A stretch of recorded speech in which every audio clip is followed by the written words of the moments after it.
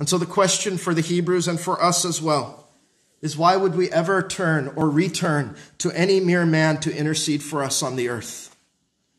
Why would we seek any priest or pope who claims intercessory power, or any saint or angel, when the Son of God himself has taken on the ministry of reconciliation? And on that point, this is a providential thing as we come into this text. I want to deal with the doctrine of, which is a historic doctrine of the Pope as the Antichrist. In the 25th chapter of our Confession of Faith, chapter 6, it says, "There is no other head of the church but the Lord Jesus Christ, nor can the Pope of Rome in any sense be head thereof, but is that Antichrist, that man of sin and son of perdition, that exalted himself in the church against Christ and all that is called God." And one reason for this is the Pope takes on titles only Jesus can have. One of his titles, you might know this, one of the titles he steals is Pontifex Maximus. What is the Latin there? The greatest high priest.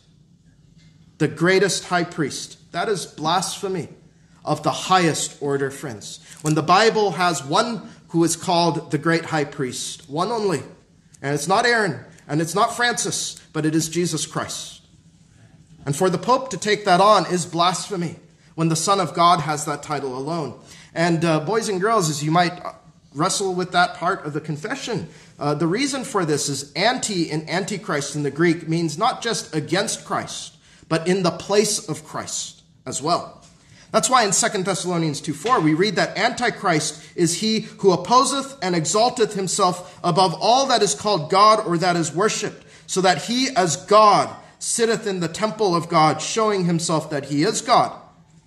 We find the Pope usurping the Son of God's title and prerogatives as Pontifex Maximus, sitting in the temple of God, which we know is the church, showing himself as though he is God.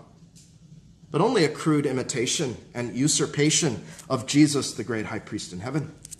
A side note, really, so you might know why our confession says that, and why the Reformers said no other figure in history is so daring as this. No other figure in history has fit the bill as Antichrist like the Pope of Rome. Even to this day, you think about this, Rome is very subtle. 1.2 billion. 1.2 billion souls look to the Pope as the greatest high priest. The number of Protestants is far, far smaller than that. Number of Bible-believing Christians is far, far smaller than that. Friends, Rome, like the serpent, is more subtle, but she continues to grow, while Protestantism right now is on the decline. She's just subtle like the serpent, so be aware that the Pope in Rome hasn't changed his ways, but is more subtle.